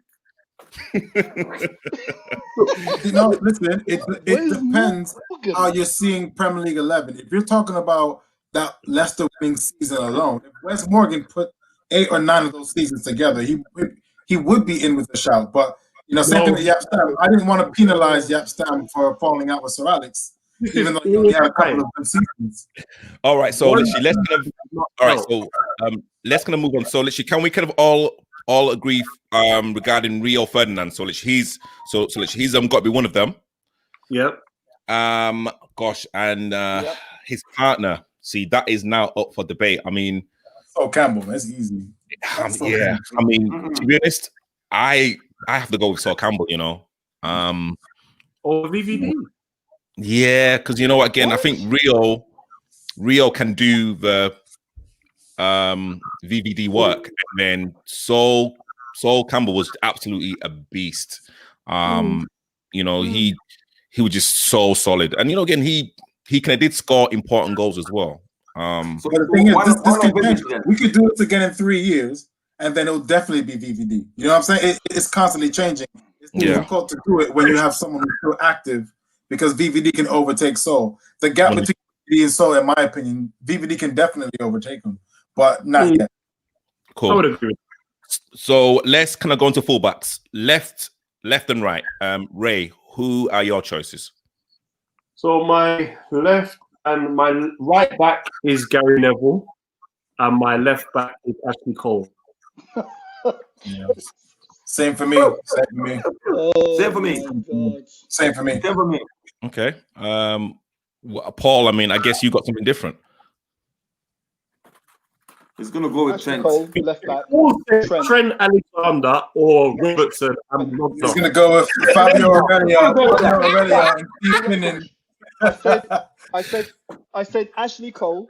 Ashley Cole Cole will play in Liverpool team now. On his height. And Trent, this kid is. Did you say Trent? Numbers. Did you say Trent? This kid.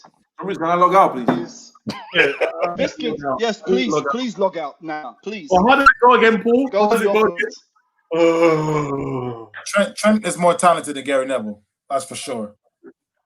The man had So, one good backside. Yeah, I know. I'm But he's talking got about more talented than Hey, him. Jamal, I'm Jamal, talking are you serious right now? potential. I'm talking about potential. This isn't the Up and down. best 11. This is all time. All time. That's my time because I'm not getting in clean air. So that's my fallback. Well, you know what? You don't get in like that. Okay, well, you know what? Let's not even talk about Ashley Cole because everyone knows, what he's done. And you know what? To be fair, Bro, I thought everyone had a shout, well, That was all right. Yeah. listen, Ashley Cole and Gary Neville, witithout a doubt, like, let's kind of move on. Like, come on, like, if personally, like, if you can doubt in those two fullbacks' quality, not saying that Trent can't surpass Neville, but again, like, if you kind of look at Neville's numbers and like how solid he was, and again, literally that kind of connection with like Beckham, I don't think we'll ever see that in the Prem. It was year in, year out. It was total domination from him. It's not just that. It depends how you want your team to play. It depends how it's the 4-4. It depends how you want your team to play. Exactly. The 4-4-2 suited that, and 4-4-2 doesn't exist anymore, really. But you've gone for. I wonder what the betting odds of us having the same front three. So why are you talking about Beckham? But the thing is, it's the same argument. You're talking about 4-3-3. So why are you talking about Beckham and Neville? But you come back in 3 years' time, then we could turn around and say Alexander. I'm saying the way I want my team to play. I get that now, right now. All-time Premiership best 11. So we're not even necessarily talking about how you necessarily want the team to play. This is the all-time best. I've just added that to the pot. If that's what I think, that's what I think. You can't tell me how I think. But that's how I think. True. Okay. So I put in Ledley King. Go for it. Fair enough. So exactly. You put in Ledley King. Okay, no, fair enough. So Kaya said Ashley Cole and Gary Neville. So as Hepburn Security. Someone Donna's put in Patrice Evria and Seamus Coleman. What's on drinking? I'm not too sure. Seamus Coleman. And then Kai, and then literally Kaya said, and again, this is probably something that we could probably talk about possibly next week. Reece James is nearly as good as Trent in his second season. And again, let's not kind of get into that right now. But again, Reece, you're mad. You're mad, Kyle. Kyle, you're mad. You're mad, Kyle. But again, that's kind of something that we can kind of talk, literally talk about later. Reece James' football IQ is just too low as of now. No. And then Hepburn Security has just said, I've got socks older than Trent. But again, Hepburn Security, man, that's just kind of how he is. So, all right, so literally, the kind of back four is Pete Schmeichel in goal. The two centre backs, Rio and Sol Campbell. Left back is Ashley Cole. Right back is Gary Neville. So let's go with Nana. So Nana, can you please name your three midfielders? So let's kind of go. Actually, I don't know if you're going to play with one like DM and a CDM and an attacking midfielder. That's all up to you. But who are your three centre mids? I was gonna go. I am gonna go with Roy Keane. Okay. Rambo. Of course. And then Kevin De Bruyne in front of him. So Keane, De Bruyne, and Scholes, and Kevin De Bruyne in front of him. Okay. And okay. Before you kind of go on, Paul, who are your three? Patrick Vieira, Steven Gerrard, Paul Scholes. And I'll give you a little insight. People are just saying names. Just ask you. Wait, hold on. So they're limited. And Gerrard. Just to throw names. He's redeemed himself. Hold on. My team play. And Patrick Vieira, all. Hey, Tobriz, get a grip. Hold on. A complete midfielder. Hold on, Paul. He's on a bit of delay as well. So. Oh, he's been a delay. Jamal, who are your three? not let him explain to Bruce. Not let him explain why. I will afterwards. Well, I didn't have to. He didn't let me explain, so I'm assuming we are just naming the names and then we come No, back to you it. said you were looking time the amount of time you've been Because talking. you don't know how to explain. What are you That's talking fine. about? Jamal, Just throw who, names. Steven Gerrard, Roy Keane, Patrick Vieira. Say again? Gerrard, Keane, and Gerrard. Yeah, Steven Gerrard, Roy Keane, Patrick Vieira. and Ray. Gerard, Vieira, Scholes. Gerard Vieira Scholes. So Nana, so you said Keane, Scholes, and De Bruyne. You can please explain why. Yeah, I mean, I'm thinking these. Keane was full of energy. Again, when it comes to football, the word for me is presence. He made everybody look sharp around him. He could go box to box if he wanted. He could do interceptions. He could find that killer pass. He could read a game and make transitions so easily. Paul Scholes and Kevin De Bruyne, they had a key. They could pick the lock in any defense worldwide. So for me, this three is a killer combination. Okay. Yeah. Paul, why you're free? Patrick Vieira, up and down, box to box, play finesse football. Remember, the Arsenal team was a ball-playing team. He could do that. If you wanted to get dirty in the mud, you can do that. Gerrard, if you don't know that football, then Gerrard is Mr. Midfield. He can drag a team of also-rans up to his level when he needs to be.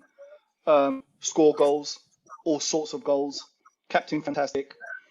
Paul Scholes, what I will say about this guy, in the height of Italian football, when Italian football was the league to go to, Paul Scholes would have fitted in easily. And there's not many English players that can do that.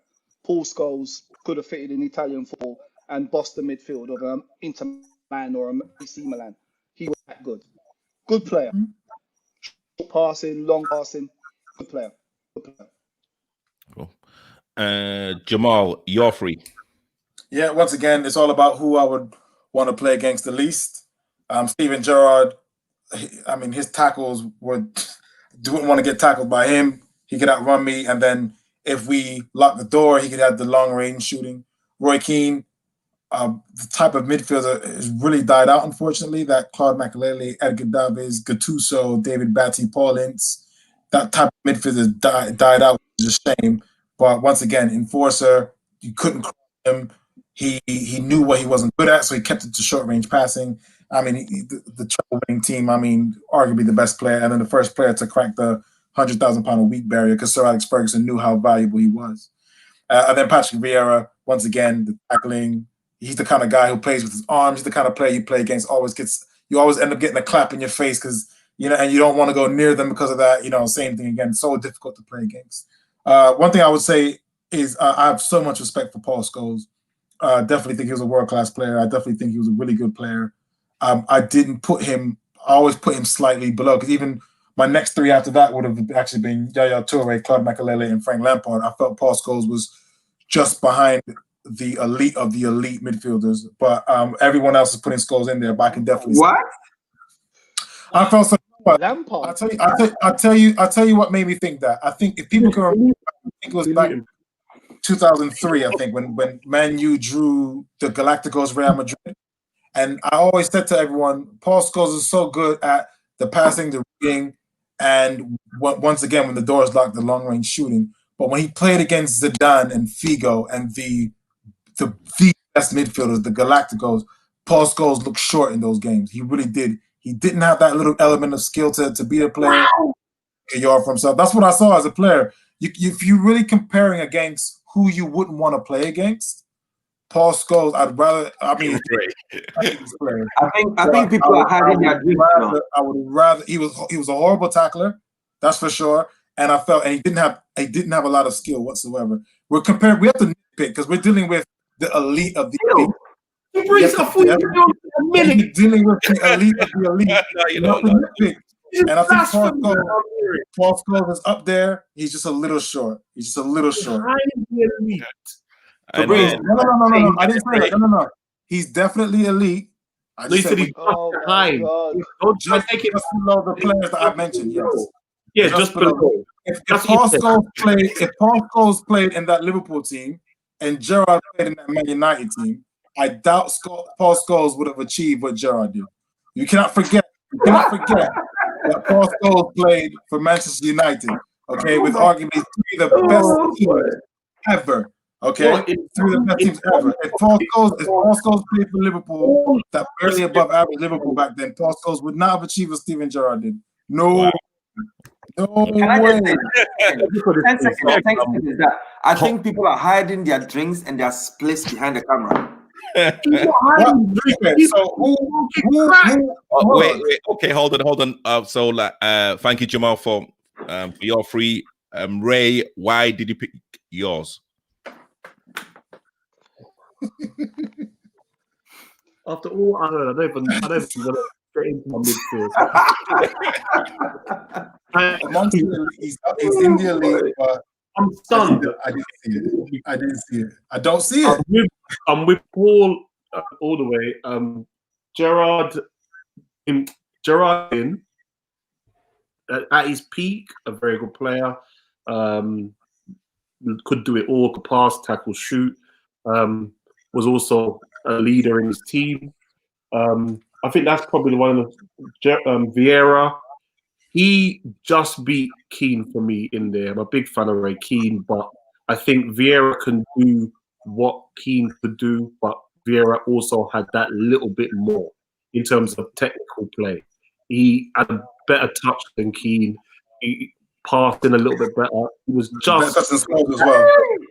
Not on a football pitch. That evened itself out because of Keane's will. But if you're just looking at footballer for footballer, Vieira was just that little bit better. But where Keane's bloody-mindedness came into it, it turned into a dogfight every single time they played. So and Roy Keane could dogfight better than Scholes as well. I would happily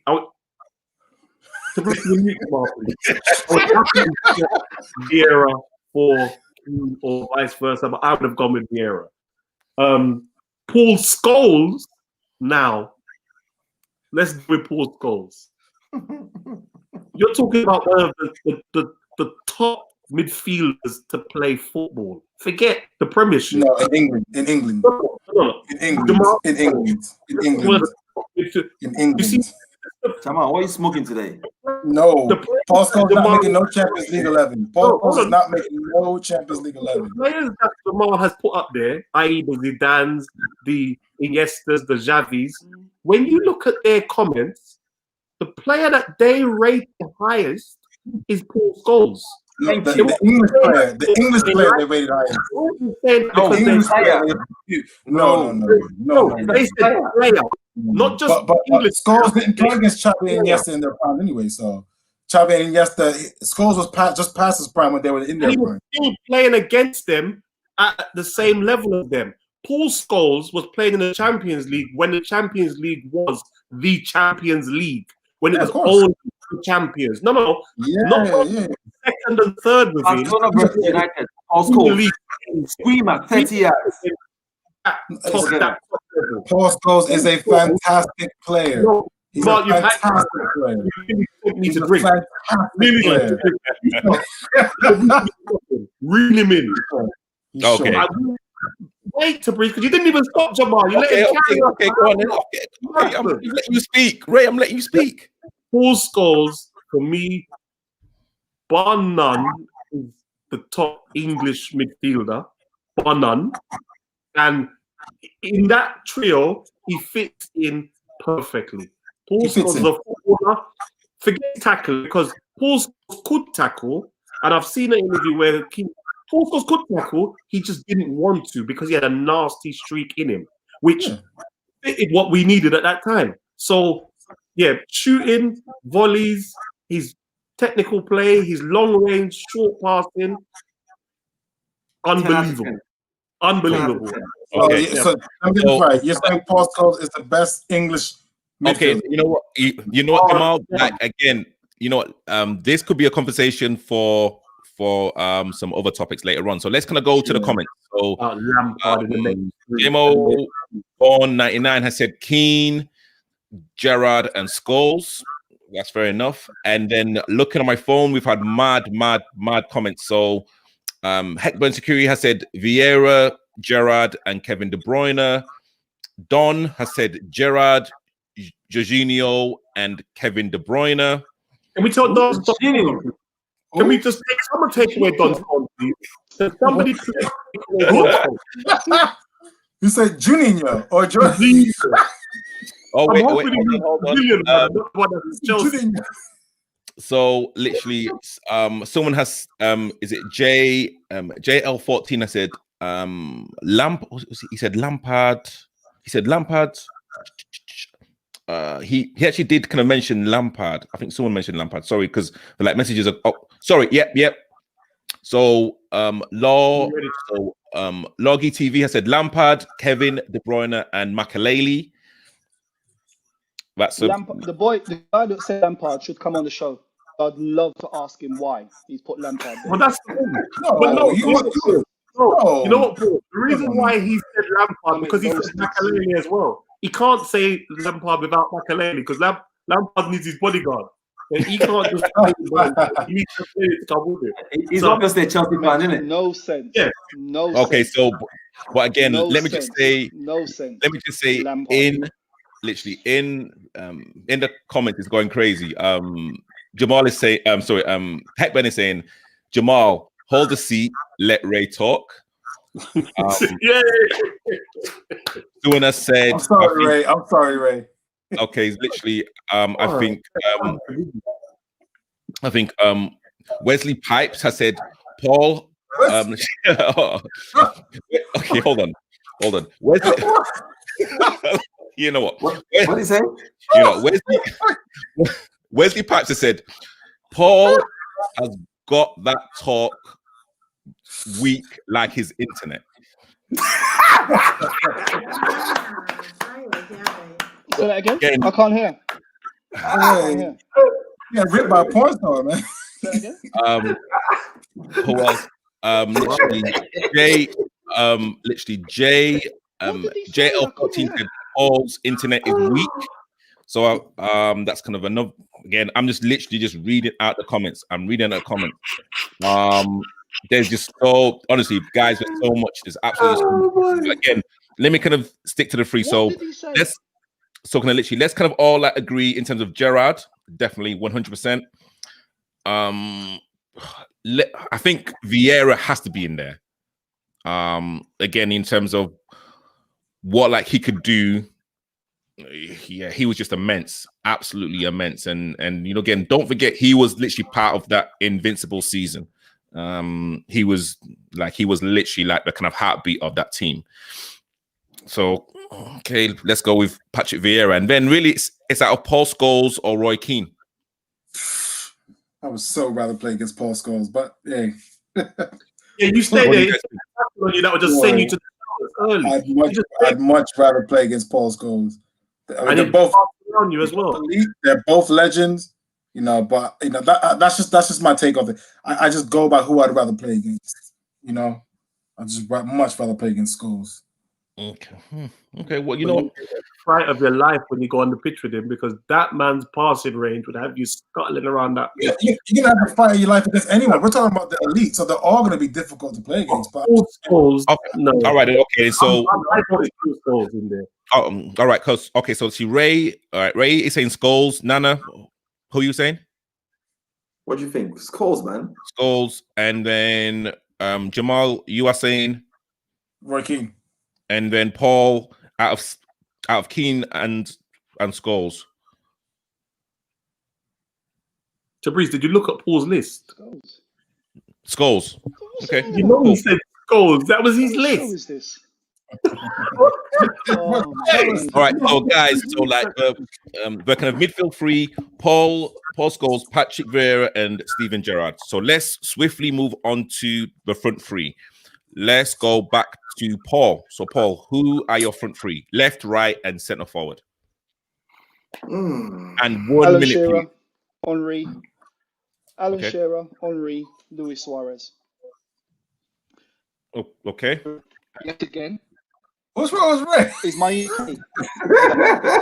my Ray, that is a fair front three.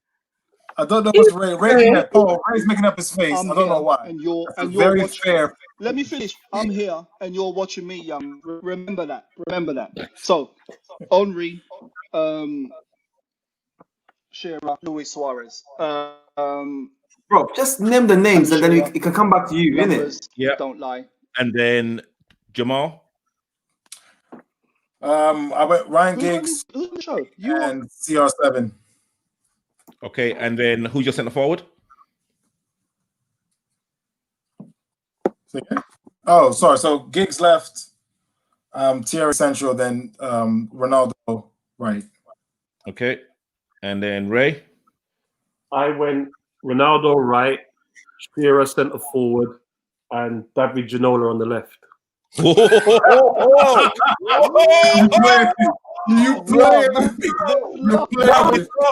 playing with me. You're playing with me. You ripped me for choosing Roy Keane over Andy Cole, over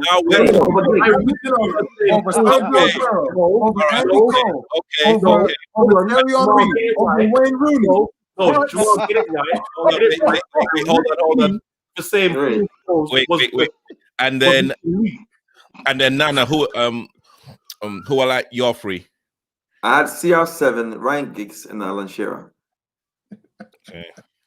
So Paul, so literally, can you please tell us why you have chosen Henry, Shearer, and Suarez? I've chosen Henry, Shearer, and Suarez because I like my forwards to interchange movement. And why'd you choose Shearer? Those three could have done that with the. Can you let me Shearer finish? Right. Can you please let him finish? Come on, guys. They can interchange because they can interchange. Suarez is like a playground footballer. Nutmegs for fun, scores all types of different goals. Not playing on a come up against 1-to-1. Incredible skill. Henry, exactly the same.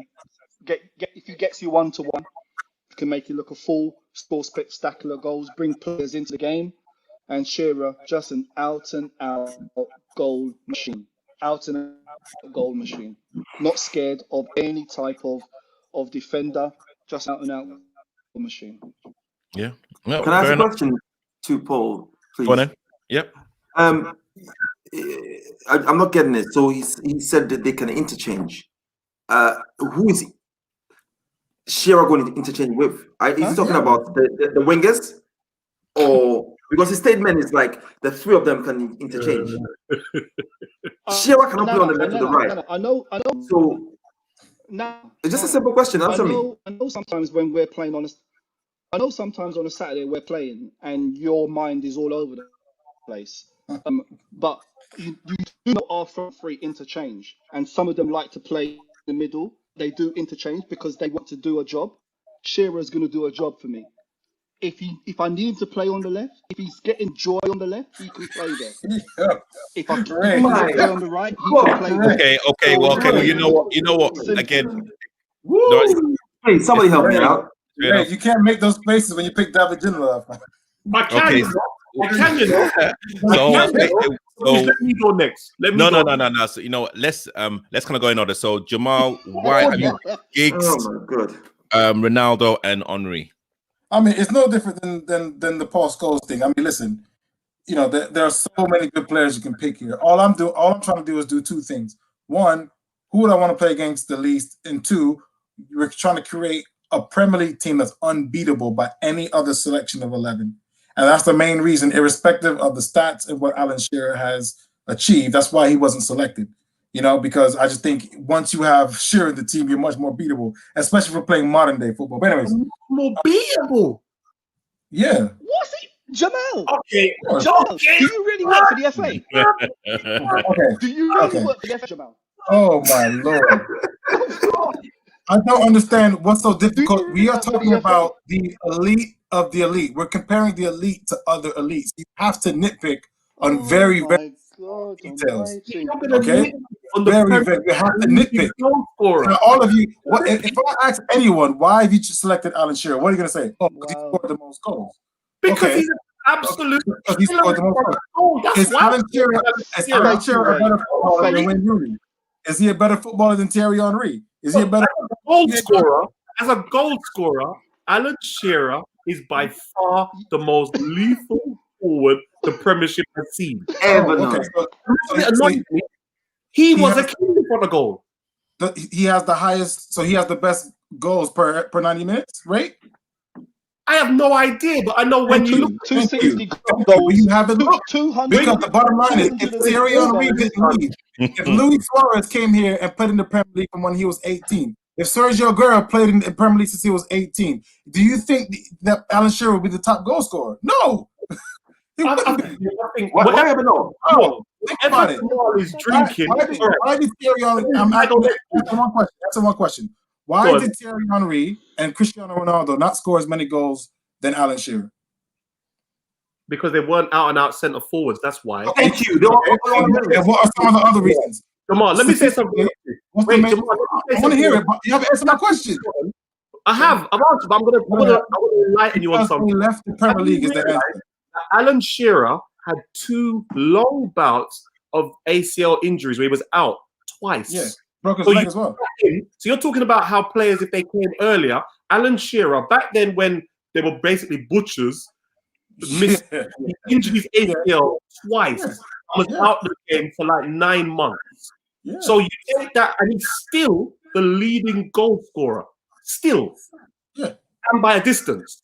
It's not even close in terms of after him why is it by a distance? Because he was a out and out goal scorer. Nothing else. And he played a lot more. And he played a lot more games as well. He played a lot more games. All right. Okay. And again. Yeah. Okay. Well, you know, this conversation can go on. So Ray. So literally, why have you chosen Shearer, Ronaldo, and David Ginola? Ginola. Now, I went for players who, on their day, were unplayable. That's who I went for. Now, in Shearer's prime, he was unplayable. Heading, shooting, tap-ins. He could hold it up. He could spin in behind. There was pretty much, as a centre forward, there was not much he couldn't do on his day. He had pace before the injuries. Even when he lost his pace at Newcastle, he was still 20 goals a season easy when he lost his pace. Ronaldo, don't really need to say much. When he got to the point, he's probably the last player. I think after George Best, he was the last player to win the Ballon d'Or while at an English club. An absolute beast. He made the Premiership look like it was a man versus kids. David Ginola, I put him in because I knew everyone else would go with the norm. But in the 99 season, to show how good David Ginola was at Spurs, in the 99 season, when we won the treble, he won Player of the Year because the man was unplayable. David Ginola, at that time, sorry? That's one season, though. No. In his time at Spurs, that was the pinnacle of his performances in that season. In his time at Spurs, David Ginola was an absolute nightmare. He's a player, when we were facing Spurs at that period, even when it's at Newcastle, I didn't really want us to play him. He's probably the one player that I've seen ruin Gary Neville on multiple occasions because he was that good. He was strong, quick, he had a shot on him, and you get too close, he's going to beat you. You drop off him, he'll put it in the top bins. So David Ginola for me, yes. Can I ask you a question, please, Ray? So you're talking about Premiership best 11. You seem to be focusing on a short span of time, a short era.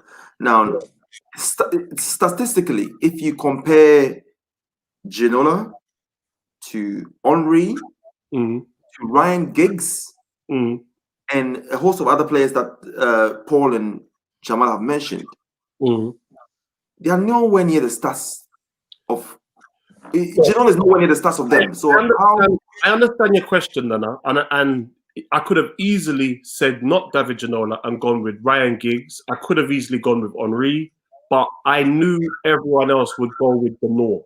So I wanted to actually test myself and actually look at the Premiership, because it was an all-time Premiership 11, not just about the ones that are the established ones. Look, much like Tabrice's question last week, David Ginola's performance during his time at Spurs and even at Newcastle, to me, warrants him as one of the best wingers that has been in the Premiership. Easily. Yeah, but for me, I respect that. I'm just saying that for me, it was a short space of time. If he loses and if he comes out of this and you put in a Ryan Giggs, you're not going to get an argument from me. If you put in an Henry, you're not going to get an argument from me. But for me, I wanted to go a bit outside of where everyone else is going. And I challenge anyone to tell me at his time at Spurs, David Ginola wasn't one of the top players in the Premiership. At his time at Spurs, He wasn't. No, you don't. Okay. know. All right. That was a really good football. So you really good football. All right.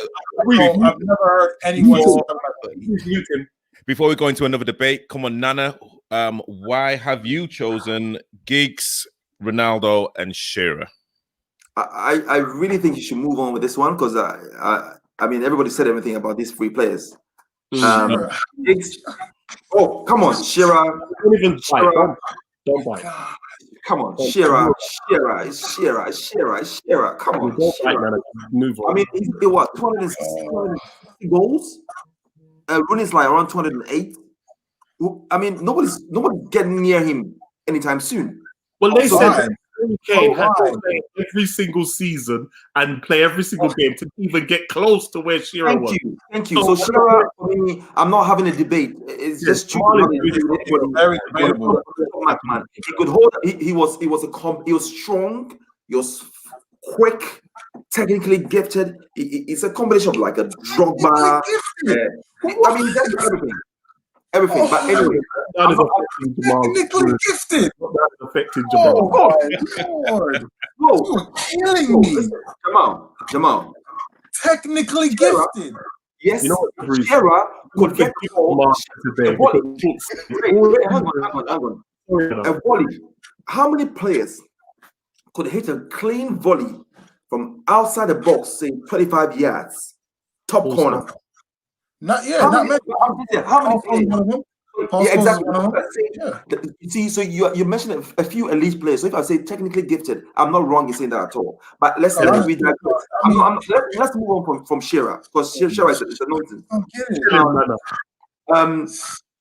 Giggs, he's been ripping them apart for 27 years. Need I say more?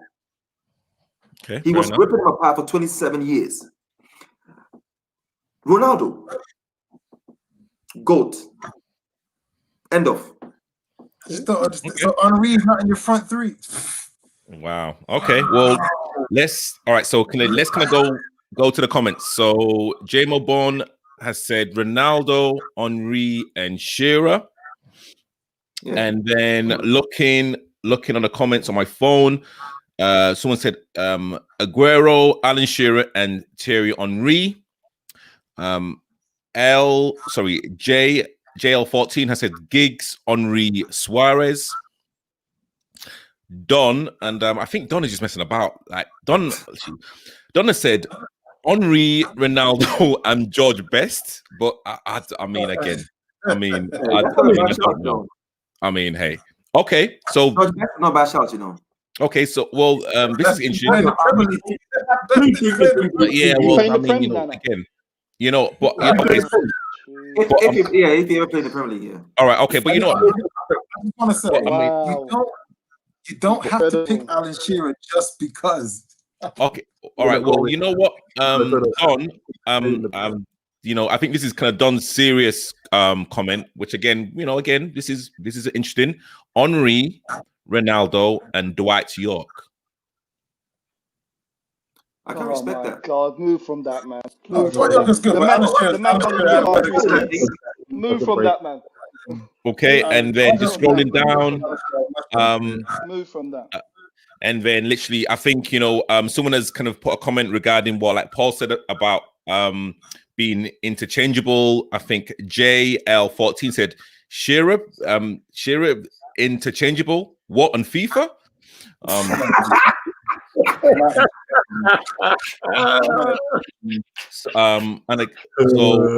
And then the scrolling down, and then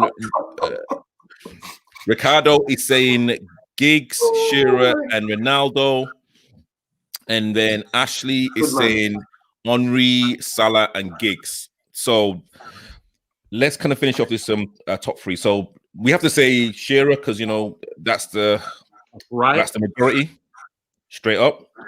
Right. And then, gosh, Ronaldo has to be in there. You can't leave Ronaldo out.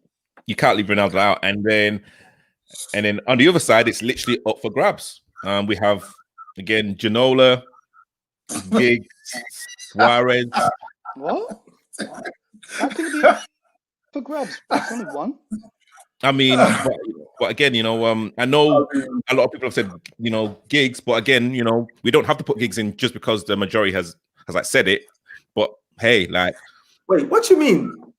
You're listening to viewers, aren't you? So if the majority said Giggs, it's Giggs.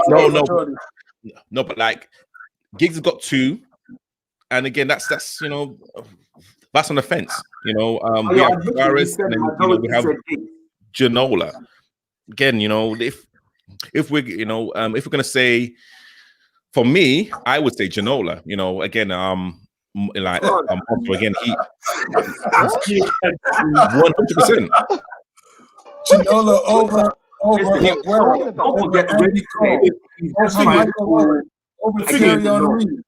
I would actually accept Henry over Ginola. I would actually accept Henry. Thank you. He's a credible argument. He's got to be in the conversation to me. If you're talking about Wayne Rooney would never trade his career for Ginola. Henry would never trade his career for Shearer. Like who would trade their career for Ronaldo's? Like what? You're putting Ginola under those. No, good, very good player. Very good player. Would have been very difficult to play against. He had some unplayable moments for sure. I definitely see where you're coming from. It's am I going to put Henry on the bench for David Ginola? Am I going to put Ronaldo on the bench for Alan Shearer? What? You're onto something here. If somebody else can say it, I'll say they're onto something. But because you said it, I'm not going to accept that. No, I mean, you and I have agreed on everything. Over the past 4 shows, we've agreed on everything. So I'm actually upset. Jamal is actually lucky I don't know where he lives because I go outside. Come to my house, but Ray, all jokes aside, I'll just put the I would say be careful. I don't know Ginola personally, but Ginola might even say, "Ooh, I'm not in the Prem best 11," and then that's when people have debates. And he's Ray, thank you so much. I'm not better than Wayne Rooney. Okay. No, all right, okay. Conversation because I think he's in that conversation. I can accept if Henry goes in ahead of Ginola because Henry's record was phenomenal. And from the left, it was a nightmare. I can accept that. But Ginola has to be in that conversation. To me, he was unplayable. Okay. And if Henry go to Barcelona, he would have beat Shearer's record. Then Shearer will be out. We could have, the real front three, Yeah. Okay. So, all right. So literally, I'm gonna vote on this. So definitely Shearer, definitely Ronaldo, and oh gosh, this is a hard one because I don't really like Giggs, to be honest. And Henry and Ginola. You see what I'm saying about being impartial? No, well, okay, well, but okay, all right, okay, if we're strictly talking about football, which we are, I have to go, I've got to say Giggs. So Giggs on the left, Ronaldo on the right, and Shearer up front. So guys, this is the team. Schmeichel in goal. Left back, Ashley Cole. The 2 centre backs, Rio Ferdinand, Sol Campbell. Right back, Gary Neville. The 3 in the middle, Patrick Vieira, Steven Gerrard, and Paul Scholes. And the 3 up front on the left, Ryan Giggs. On the right, Ronaldo. And up top, Alan Shearer. Everyone happy? No. No, Oh gosh, no, you know, absolutely great. And again, I've just the like comments are going off. I mean, literally, I can't read them all. But again, there's literally a lot of love for Paul and for Nana. So, and you know what? Someone has said, "Where is Zola?" But again, let's not get into that right now. Better than Ginola, that's for sure. So, I think it's a good idea for the next topic. If you're ever doing this Premiership 11 again, to do the A team and then the B team, and then you can get to be able to put some people somewhere, because I would put some subs in, but I don't exactly. want That's good. Yeah. That's it. Ryan Giggs was like, "Oh, thank you guys for putting me in the top 11." Oh wait, I beat Henri. No. Put Henri in. Like, man. Some of these players don't consider themselves better than 27 years, man. 27 years. Yeah. 27 years. Well, you know what? We will kill to have his career. He would kill to have his trophy candidate. Thank you. Thank Yeah, you. but those are individual accolades, though. So Kill to have it.